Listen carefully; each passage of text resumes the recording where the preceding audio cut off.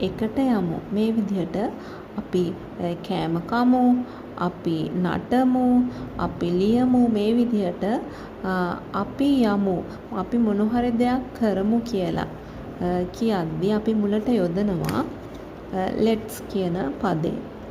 let's. let us කියලා එක තමයි, let us කියන එක තමයි මේ කෙටි කරලා, මේ you නැති කරලා අයින් කරලා let's කියලා මේ කෙටි වෙලා තියෙන්නේ. එතකොට let's. මෙතන මොකද්ද කියන්නේ? අපි යමු. අපි යමු. let's go. යමු කියන go. let's go. එකට.